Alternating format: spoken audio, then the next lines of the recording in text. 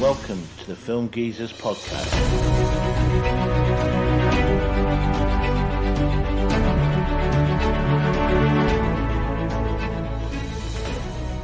Hello and welcome to the Film Geezers podcast. I'm Robbo and I'm joined as always by Cheeto. Hello. And this week we're going to discuss the greatest film intros or opening scenes in films. We've each compiled our own lists. The first scene in the film is an integral part of its storytelling. It establishes the tone, the setting, or sometimes introduces the central characters. It gives the viewers motivation to keep watching. A great beginning gets you in the mood and builds from there. And it's no coincidence that the films on our list are generally considered great films. Yeah. So, you know, a great opening scene is like your first taste of heroin. Just hooks you. Obviously not, but you know, it hooks you in and gets you. You want to know more. As a purpose, doesn't it? Yeah, definitely. So, I want to actually put you on the spot now and get you to go first. Okay, so something different, isn't it? Yeah. Well, my first film is, once again, it's no surprise. I don't think that I've chosen it, but it's Halloween.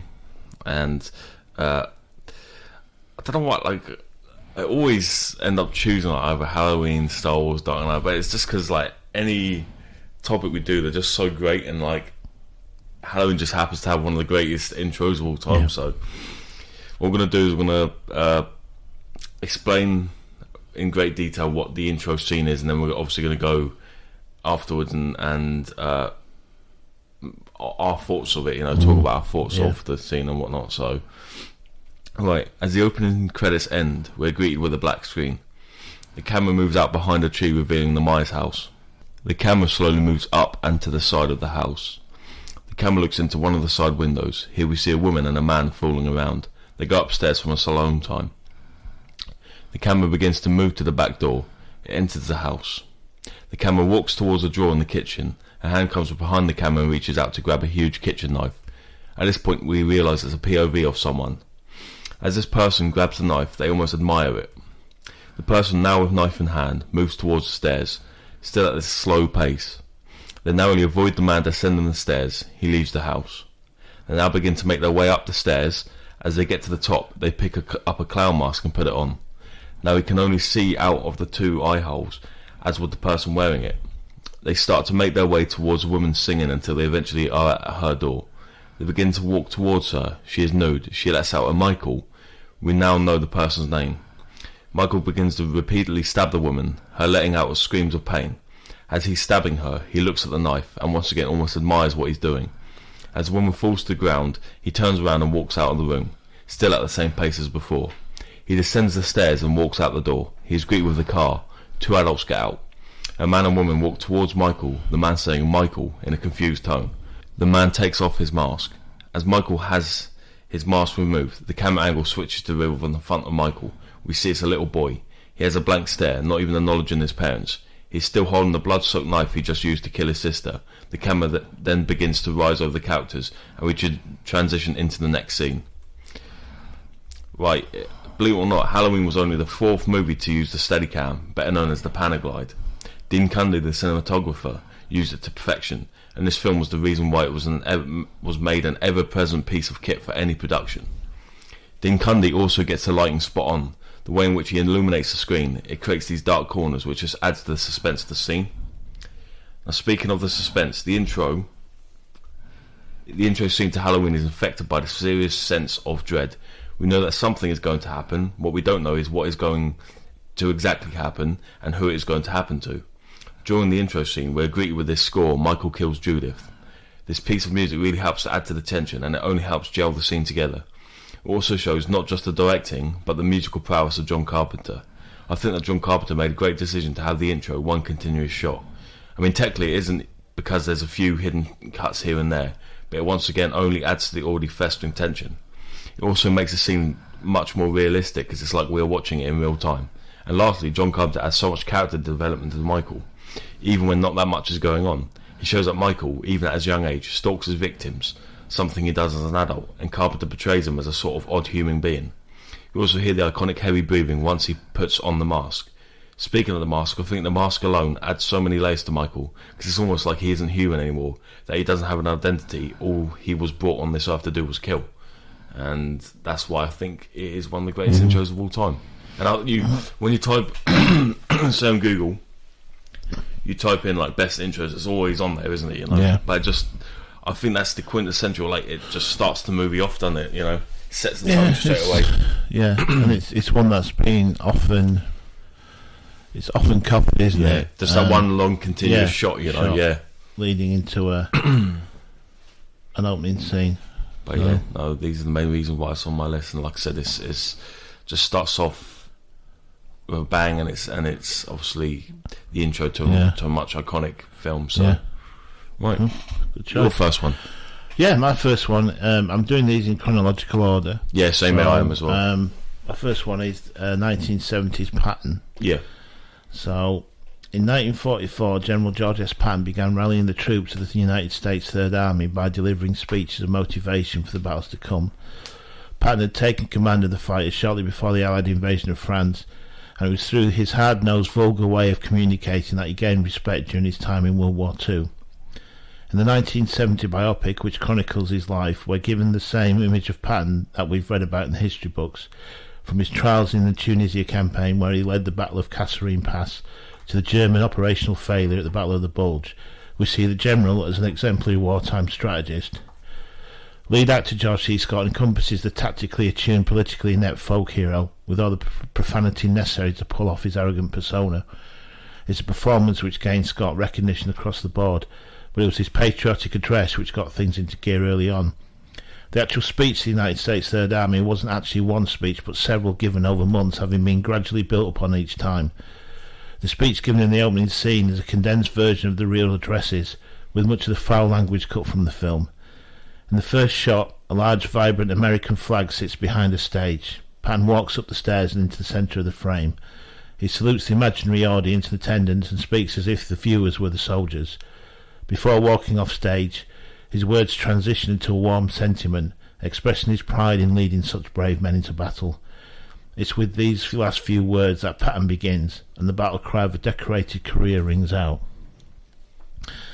So it is... I was actually reading that Scott didn't want that scene to appear at the opening of the film. Okay, yeah. Because he thought that was a really good scene, and they just couldn't top it. Right. Okay. Schaffner said they were going to use it at the end. Yeah. And obviously tricked him into doing that. But yeah, I mean, for a biopic, it's odd because it only covers I think 3 years of his life. Yeah, which is a very short amount of time, isn't it? Specifically in World War II. Yeah. He was kind of an eccentric, colourful character. You know, he wrote poetry. He believed in reincarnation. He often got into trouble for saying the wrong thing. In the film, he's reprimanded for striking a soldier who was suffering from shell shock. In reality, it was 2 soldiers that he hit, and he had to apologise to them and the medical staff, and because he felt that it was dishonourable to he called these guys cowards rather than and in the end he actually got removed from his command because he suggested that they were fighting the wrong side, that they should be fighting the Soviets. So I don't know if he had a premonition towards the Cold War maybe. But he kind of got into trouble because he said, we should team up with the Germans and fight the Soviets. And it's quite, because I think he died not shortly after the Second World War. There is actually a made-for-TV movie called The Last Days of Patton, and that actually stars George C. Scott again. Oh wow! Which is kind of unusual, isn't it? Yeah. In that thing. But yeah, it won Best Director for Schaffner, Franklin J. Schaffner, and George C. Scott won an Oscar, but he famously turned it down. Oh wow! So he was the first. I think he was the first, but before Brando. Yeah, it was before Brando, wasn't it? Yeah. So that's it's a brilliant film. A brilliant opening to a brilliant film, and introduces the character. I must admit, I've only caught like the last out of this, and I could see that there's especially with the character pattern, that he is such a he's like a colourful character. He's very, quite outlandish at times, but he's very well written and he has a lot of depth to him. So and I really need to watch it. It's quite because I've actually been a bit of a war buff. I've actually heard some of Patton's speeches. Oh, are you? And he's actually got a quite high pitched voice. Does he? Yeah, so you very wouldn't expect it, would you? Very unlike George C. Scott, but because he's got quite that vibrato, but. Well, definitely to catch that. Yeah. But my next film is Jurassic Park. Another scene. As the opening credits end, the first shot of some trees being disturbed, we're then shown the faces of the workers of Jurassic Park. They all show concerned expressions. We then go back and forth between the trees and the workers, one of them being Robert Muldoon, played by Bob Peck. He doesn't have a concerned expression, more of a scolding smoulder.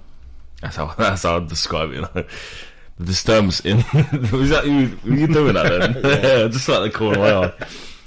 The disturbance in the trees happens to be a forklift moving a huge steel unit through them. What's inside, we don't know. As the forklift lowers, said unit at the foot of what appears to be a housing unit for some sort of animal.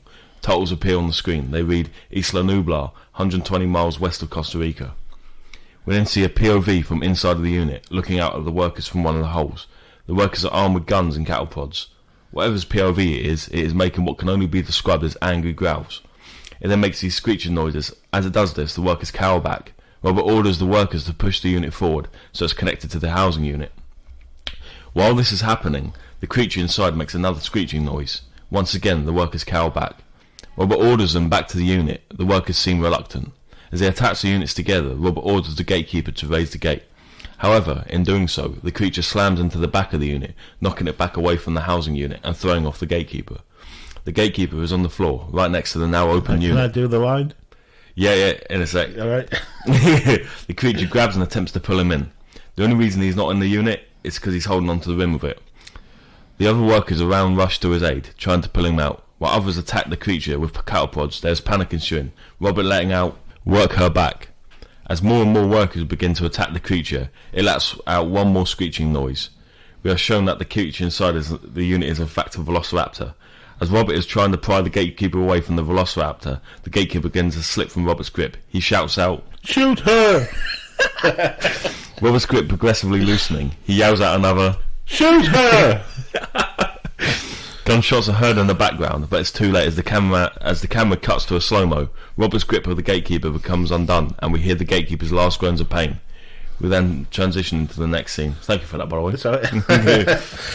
So the first thing I noticed about the scene is it has like very ominous lighting. It's almost like the lighting is warning us that something bad is going to happen. Lighting is such an important thing, and it just goes to show that the scene could be perceived differently if it had different lighting. The music is so effective in this opening scene. I mean, obviously John Williams, legend. We start off with these big booming choir episodes, followed by the eerie tones of the background. The music tells us that something very important is happening, and that we don't quite know the outcome of it. This helps to put us on edge. Speaking of putting us on edge, the suspense is rife in this opening scene, just from the music alone, but also from the looks on the Jurassic Park workers' faces. Whatever is in the unit they are scared of, and in turn it makes us scared of. I also think that this intro is very foreshadowing. It's because as the workers messed up a relatively easy task in transferring a velociraptor, that they aren't as prepared as they thought, or the fact that it isn't a great idea to harbour dinosaurs in the first place. Yeah. And that's the biggest thing I take away from it, is the foreshadowing. Yeah. Because there's shots from inside the cage, isn't there? Yeah. The transport unit. And you can see how the workers are very reticent about handling the velociraptor. Well, even at the start when they're bringing the unit out, the looks on their face, they look really tense, they're on edge, and really, like, transferring it between one unit to another isn't that hard of a task, and they still mess it up. Well, they have a process in place, and the process breaks down. Because in the scene, there's lighting system, so it's red, and as they push the unit, it comes on green like it's locked in, but then it isn't, so it's like maybe that's failing, so it just shows that they are nowhere near prepared as they were, and obviously that leads to the events in the film. The reliance on automation and computers. But so iconic, and the shooter line is just so iconic, isn't it? Obviously, well done by you. Yeah. But no, it's just such an iconic scene, and really just kickstart the. And this is the thing, because it's one of those scenes where it doesn't kind of build on it. It cuts to the lawyer going into the cave, but it just keeps it in the back of your mind later when so it's going. Jurassic Park's already failing, and that happened previously, so it just keeps it at the back of your mind, doesn't it? But that's such an iconic opening scene and one of the best. Right, your next one. My next one is The Godfather, 1972. So it's often revered as a crowning achievement in storytelling. Francis Ford Coppola's adaptation of Mario Puzo's The Godfather is a family saga about respect and the heights of prosperity built upon a life of corruption. The revelation that is Marlon Brando's performance as Vito Corleone has set a precedent for every actor who has followed. The story unravels as Vito's youngest son returns from World War II and is immediately swept up in the family business. This depiction of the Italian-American mafia as a feudal organisation ruled through crime has since become the blueprint for later films and television, but it's the story of Michael, played by Al Pacino, and his family that kick-started it all. Every story has a beginning, and The Godfather starts like no other, with the introduction to one of cinema's most iconic characters. The first words of the film echo the sentiments of the Corleone family, as Amerigo Bonacera, an Italian-American undertaker, speaks of his belief in the America before asking the shadowy figure of Vito to enact vengeance against the men who hurt his daughter. The Don of the Corleone family responds to Bonacera's request by suggesting the man had never asked for his friendship, which he sees as a sign of disrespect. When the undertaker offers to become a friend of the Corleone family, Vito takes it on good faith that Bonacera can be trusted, and on the day of his daughter's wedding he strikes a new partnership. It's a gratuitous offer and a calming demeanour that makes Vito such a remarkable character. Despite his wealth and powerful status over his guest, he asks only for the loyalty from the man. He too believes in America, and because he has made a place for his family, he's willing to offer the same to anyone who chooses to befriend him. It's his traditional values that stand out above his criminal actions, as he's willing to do anything to protect those closest to him. And now, as someone who's recently watched The Godfather, it's like its own movie in its own, isn't it, Because obviously it's an introduction to the central character, and the central character's values, which are shared by his family, that he puts loyalty and friendship above, money. Because Bonacera, when he's talking to him, he clumsily offers to pay him, and the Godfather takes that as almost as an insult. He doesn't want money. He just wants this guy. This guy's his daughter's been attacked. He's been to the police. They can't do anything, so he goes to the Godfather, and he wants the Godfather to kill these guys, and the Godfather won't. But then he says to you've never come to me before. You've never shown me any kind of loyalty or friendship. And then Bonacera, like I say, he clumsily sort of tries to offer him money, which he sees as an insult. And then once Bonacera, I think, does he call him Godfather? Yeah, he does. And, and then offers his loyalty to him, and that's all he wanted was that. And then he says, we'll see what we can do. And you see that probably more in Godfather 2, when you got the two parallel stories of it shows Vito coming to America as a young boy and how he becomes the Godfather, and that parallels Michael's he's like rise. Yeah, in Godfather Part 2, I don't want to spoil it, but Brando dies, and basically Michael takes over the family business, because obviously Sonny's died in the first one, so he's the only real choice for that. And so you see his development then into that mantle of being the Godfather. So it just introduces the character, and it kind of sets up the whole film, really. I mean, the thing that I take away is I've never seen an intro, because the intro, how long would you say it is? It's about 3 or 4 minutes. Yeah, but in that one scene, there's so much character development happening with just Vito, isn't there?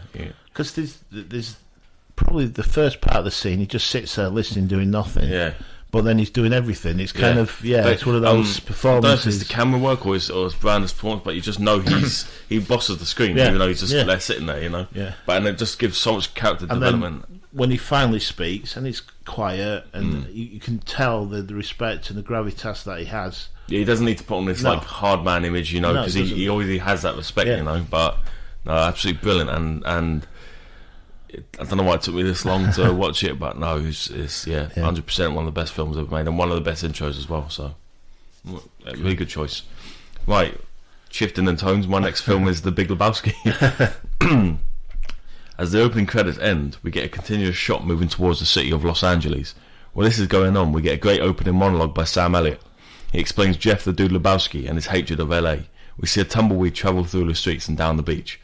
We transition to the dude, played by Jeff Bridges. He picks up some milk and sniffs it to see if it's okay. We then see him write a check for 69 cents, the price of the milk. He then walks back to his apartment, and that's literally just the scene. It's a very short one, but there's a lot to take away from it. The first thing I realise about the scene is the music. It's a very laid-back, almost 50s sounding tune, and it's no coincidence that the first words you could use to describe the dude as is laid back. The intro shows so much of the dude's character by showing so little. First off, we hear the great Sam Elliott monologue describing the dude, but also the fact that he is shown sniffing a carton of milk before buying it. Also the fact that he pays for said milk, which happens to be 69 cents with a check. One, it's hilarious, and two, it's just great character development. Like I said before, in such a short scene, we already get a lot of laughs. I don't know how, but Jeff Bridges is just so naturally funny that even the sight of him just lazily walking down the shopping aisle is somehow funny. Pair that with the already mentioned milk carton and check scenes, and you've got one hell of a funny intro. And lastly, it just sets the tone for the whole movie. I know as soon as I watched the intro, I knew I was in for a good ride. That's why movie intros are so important. That's why this one's so important. Because like I said, when I first watched it, I didn't know what to... I've heard all this thing, because it's a very weird film if you think about it. I don't know what angle it's going to take, what road it's going to go down. And as soon as I watched the intro, although it's very short, maybe 3-4 minutes, it just sets up this film so well. Well, like you say, he's shopping in his dressing gown and underwear, and like you say, pays for the milk with a check. And it's only 69 cents. Yeah, and so you instantly know that he's a hippie, don't you? You don't even have to, I mean, this thing, it barely shows anything, really.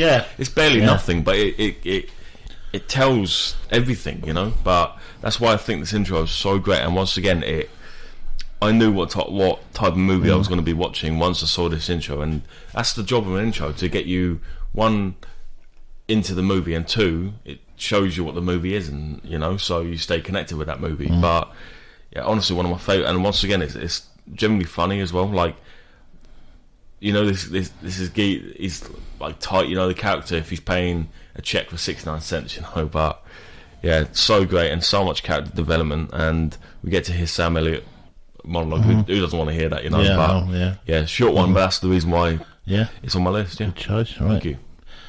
Okay, my next one is probably going to be on most people's list. Jaws, 1975. So in 1975, Steven Spielberg took terror to a new level when he made everybody afraid to go in the water. He sparked the phenomenon that would become killer shark movies, and created a blockbuster in the process. But the fear went beyond just the depths of the ocean. People grew suspicious of swimming pools or lakes, any nearby body of water that could have something lurking beneath. The fear was instilled by some simple underwater camera trickery, and a reveal that Spielberg waited for the perfect moment to deliver. It all began with a teenage girl named Chrissy, who drunkenly decides to go skinny dipping.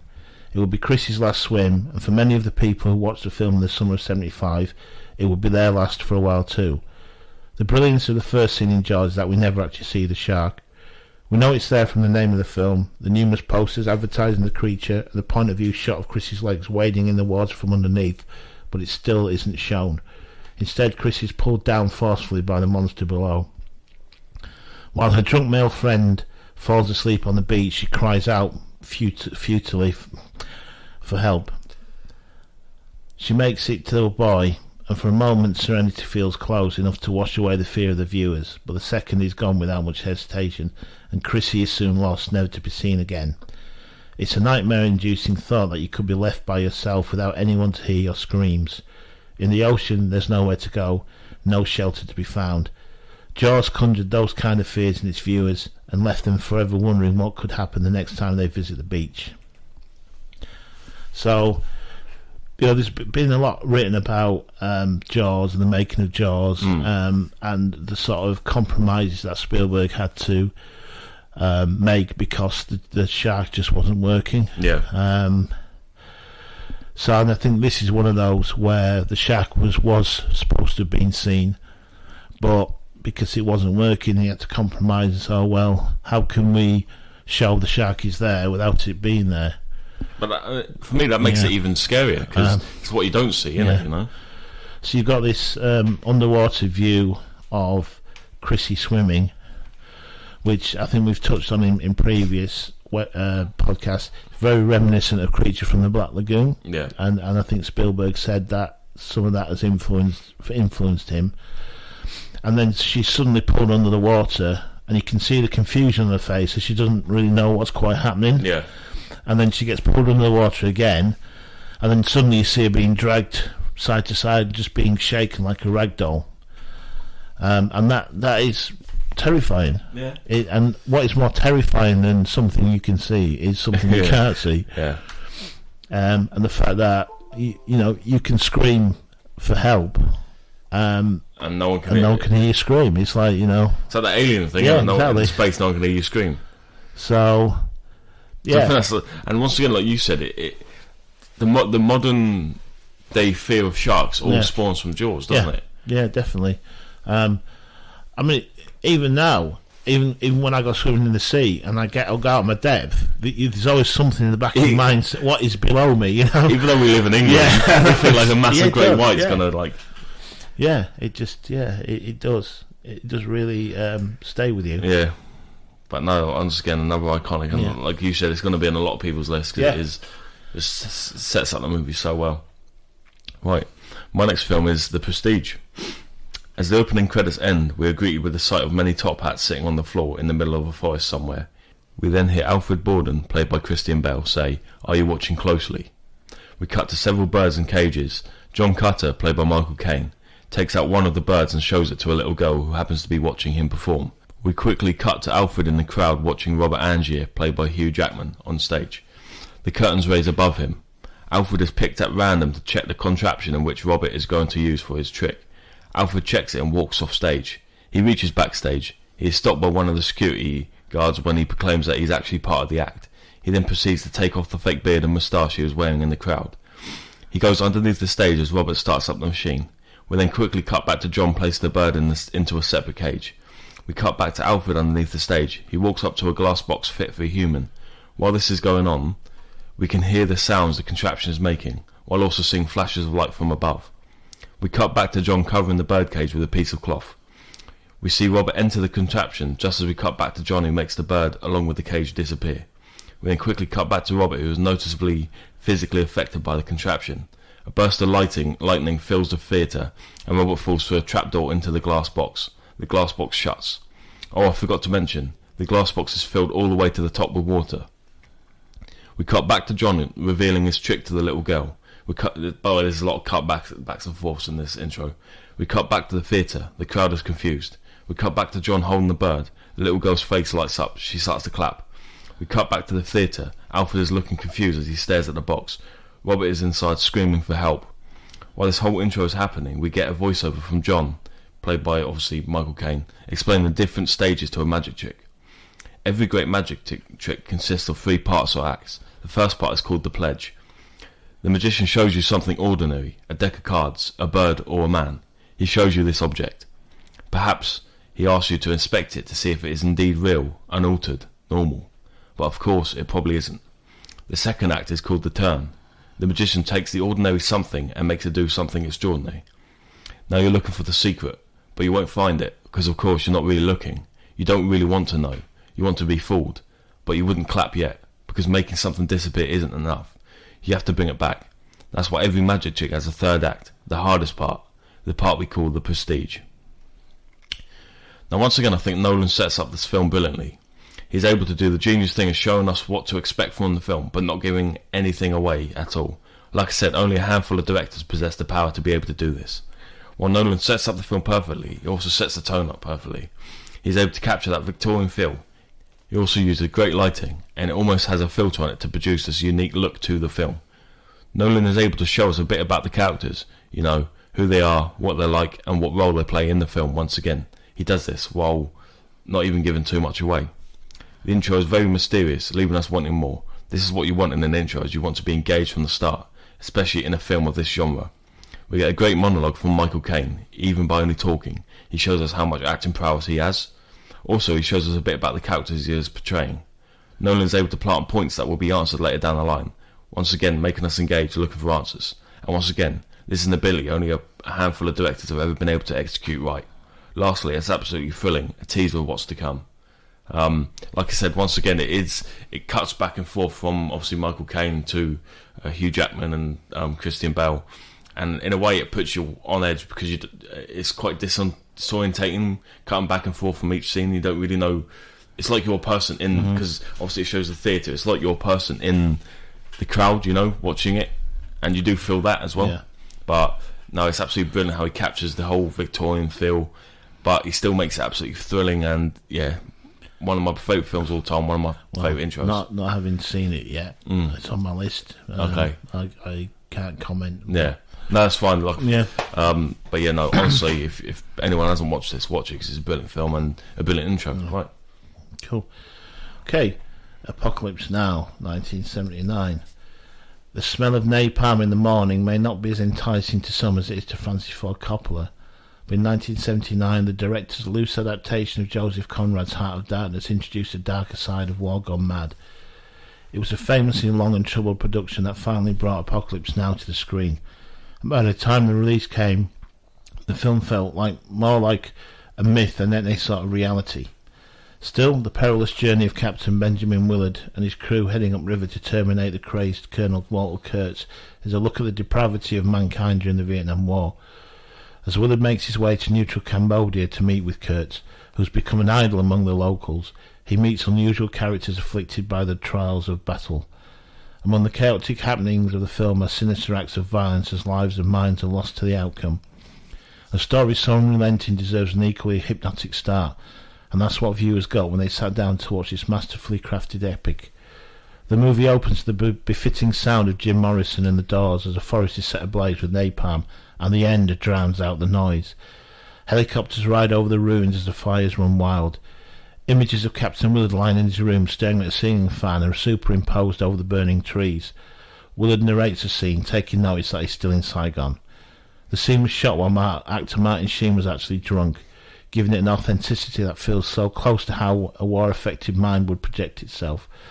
The beginning is a hallucinatory trip that's almost too real to be a true depiction of how war could work. But as the movie progresses, so does the darkness of the story. We delve deeper into the heart of the war-torn regions, never able to come back once the journey has begun. Right, I've never seen this, so it's Apocalypse Now is, you're not really sure if it's a pro-war or anti-war film, and you kind of come at it from your own personal sort of point of view. Like I say, the opening of the film, you've got a piece of forest that's just suddenly set alight by napalm, and then you've got helicopter rotors that then dissolve into a ceiling fan. So it's quite clever, that. And then you've got obviously Martin Sheen laying on his bed in his Saigon hotel, almost going mad, really. And it's true, they shot it. He actually got drunk for that part. Yeah, I've seen that scene, yeah. Because the scene where he's actually sort of karate. Then he punches a mirror. He punches a mirror and he cuts his hand, and that was all real. And so I guess going into a film like this, I mean, it was famously a troubled production. I think somebody died in one of the helicopter scenes, and sets were destroyed by I think they had a hurricane and things like that. And I guess the opening does, it reflects that chaotic, I guess, filming as well. I suppose it's authentic though, isn't it? Because it's Michael Sheen was actually drunk, and I believe they were actually where did they film? Philippines, was it? Yeah. At the time, cocaine was legal, wasn't it? And they actually supplied it to the actors. They supplied it to the actors and stuff, and that's what got them through it. I know that they were in the middle of the filming in the Philippines, because they were the only ones still using the Huey helicopters, and they're in the middle of a civil war, so they'd set up a scene and they'd call for the helicopters, but then they'd gone to fight, and it's like just weird kind of how the hell they made a film and a renowned film out of this as well, it's just mental. But in his monologue, because obviously he's like an assassin almost. He's sent to go and kill Marlon Brando's character, and he sort of in his monologue he's saying about how can he ever explain this to when he goes home? How can he ever explain this to people, what he did during the war? And it's him trying to rationalise what he's doing, and I guess that's why he gets drunk, is just to kind of almost calm those voices in his head, So it does tell you a lot about the character and about the film that you're about to watch. So once again, this is one on my list and one I'm eager to watch. So no, my next film is Casino Royale, the 2006 one. I just thought I should mention beforehand the intro is all in black and white. As the legendary opening credits end, we cut to a shady man going up an escalator into a building. We cut to his face as he anxiously waits to arrive at his floor. As the escalator arrives at the 6th floor, we cut to him walking into his flat. He opens the door and lets himself in, closing it behind him. He places his hat down and turns on the lamp. He notices that his safe has been opened. We hear a voice behind him say, "Em really doesn't mind you earning a little money on the side, Dryden.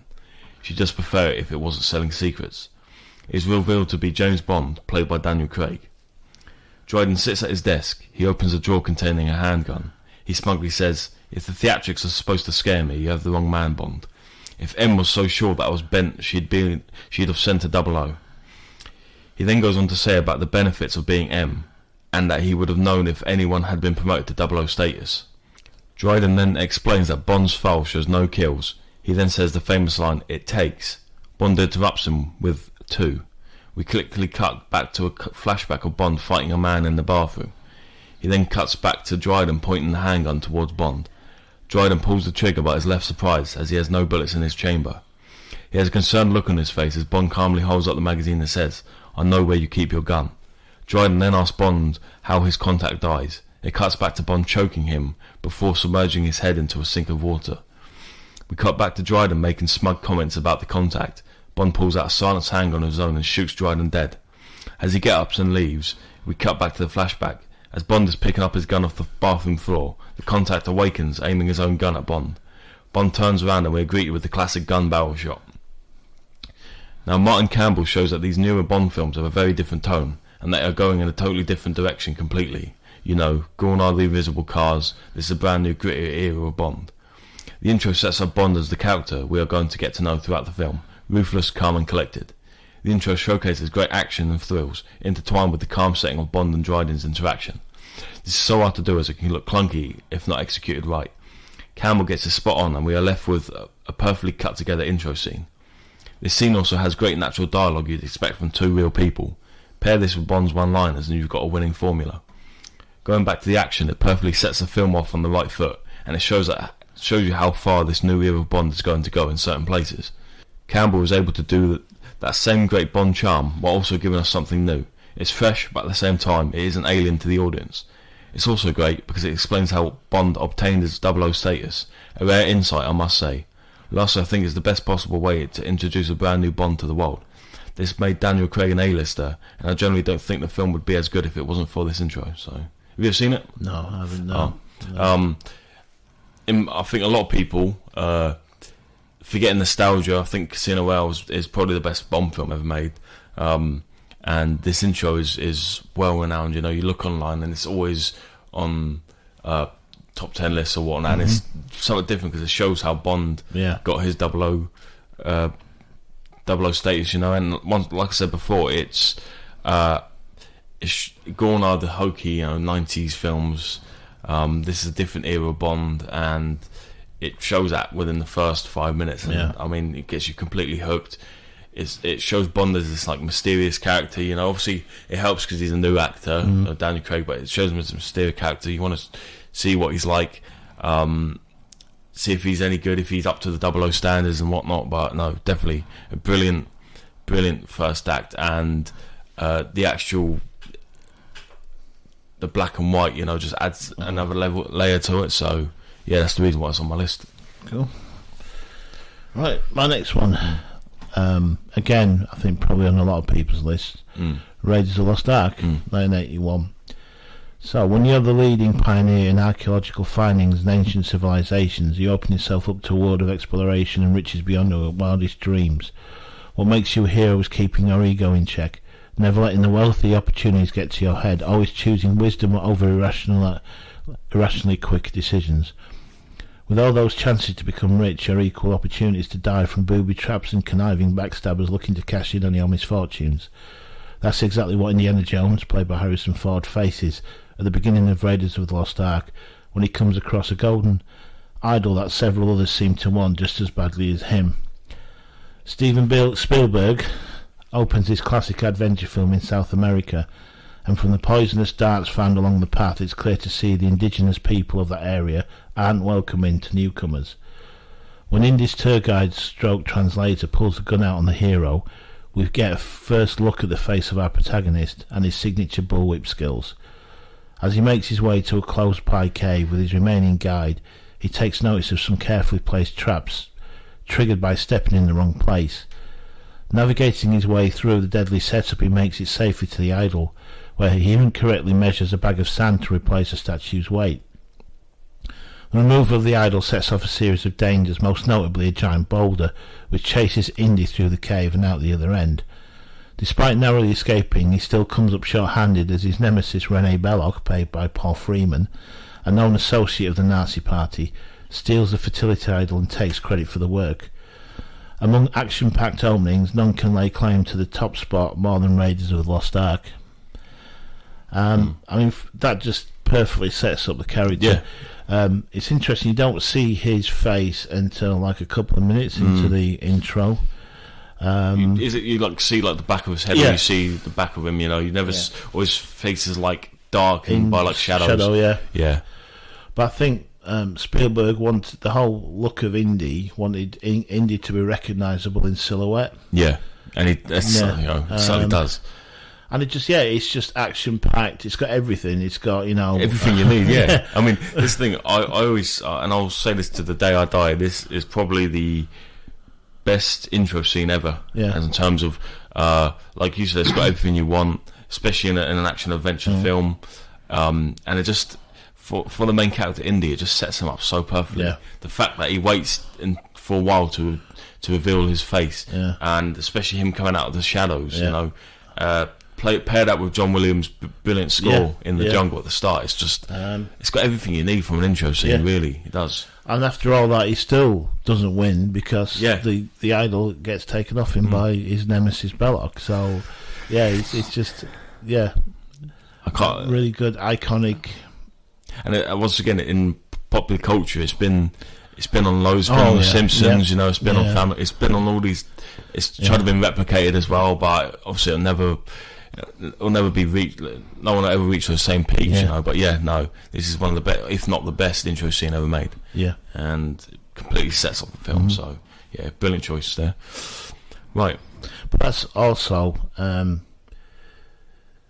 it kind of set a precedence for Indiana Jones movies. It's almost like a little story before the opening credits of itself. It does, because it's almost a little self-contained story of itself. Every other film has its own little movie at the start, doesn't it? You know, and in particular, Last Crusade.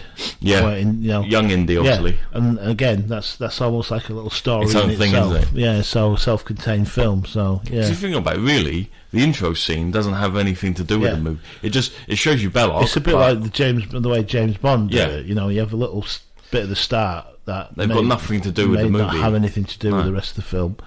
But it's so effective and it's so brilliant, so well executed, and only Spielberg could do it, you know. But no, brilliant. Right, on to my next film is The Dark Knight. Not very surprising, is it really? No. Right at the scene, we see some guys dressed in masks shatter one of the panels of a building. He shoots a harpoon with a line attached over the road. We cut to a shot of a man with his back towards the camera, holding a clown mask while holding a duffel bag. The camera zooms into the mask. A car pulls out in front of him as he puts on his mask. He gets inside the car.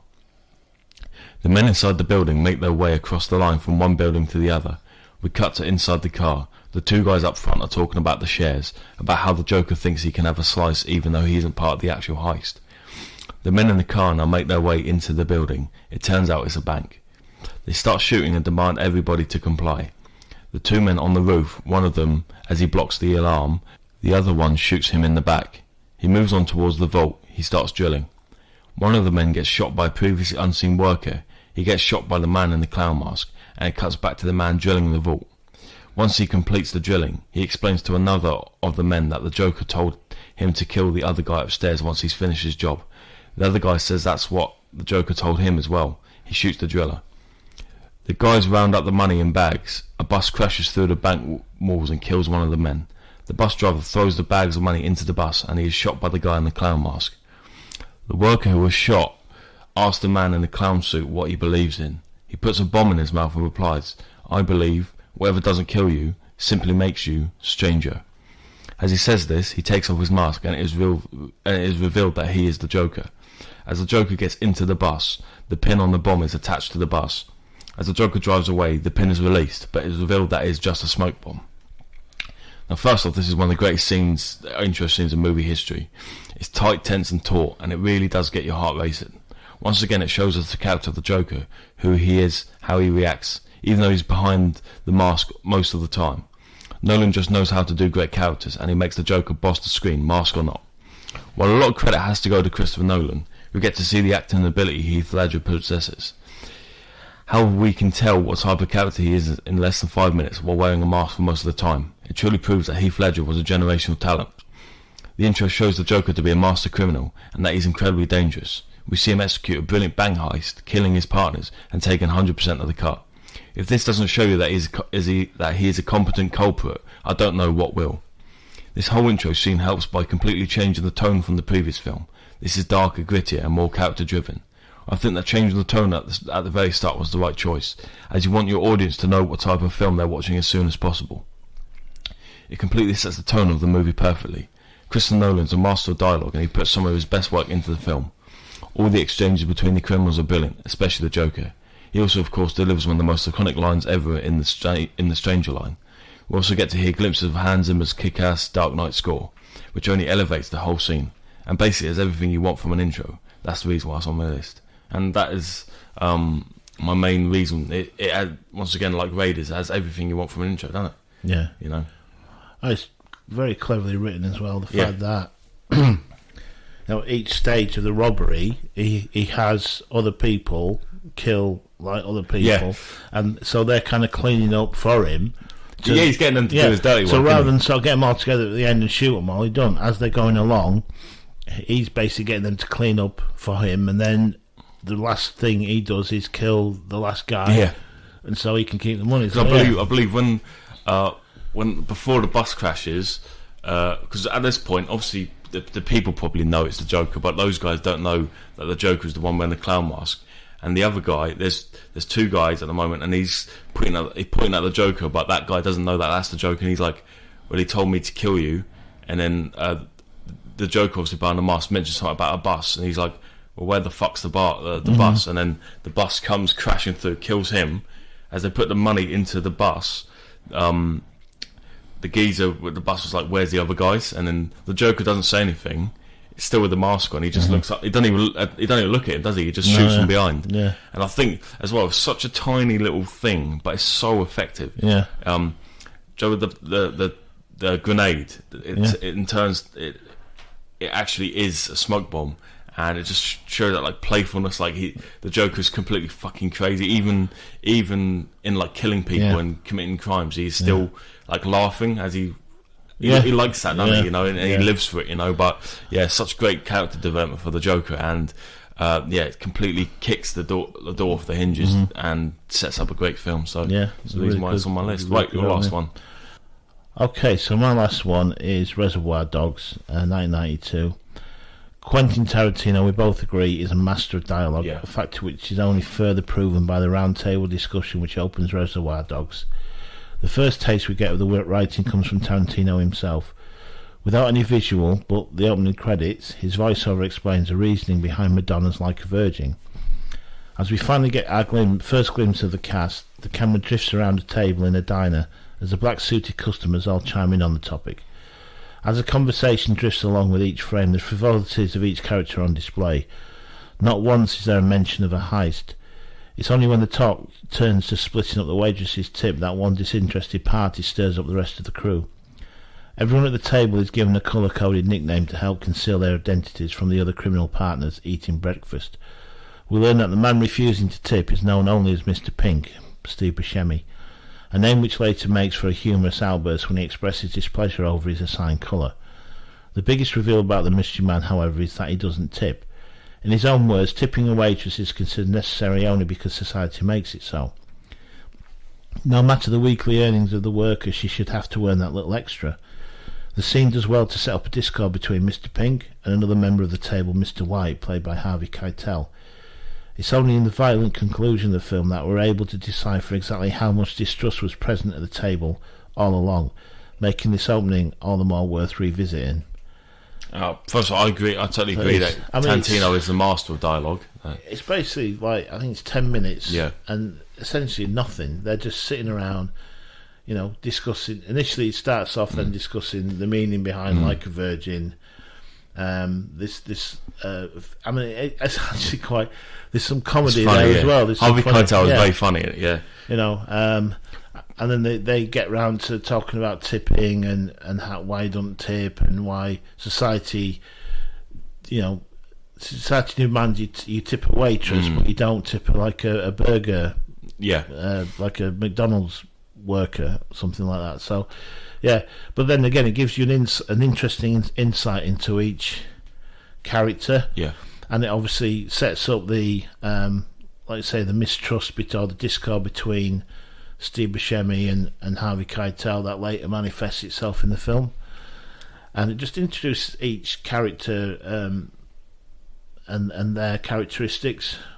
I mean, what I can take away with it is it's like Tarantino, whoever's part, obviously he's present during the scene, but whoever's behind the film, as behind the camera, is just turned on like a camcorder and gone up to any table in any restaurant. It's just so natural. It's just a group of guys just chatting shit, basically, isn't it? And you don't think that they're actually just plan next thing they're doing. They're going to go and commit a heist. No, it's just a bunch of guys talking, but it's so effective. And like I said, it's so natural. And Tarantino's so good with dialogue in it. It just.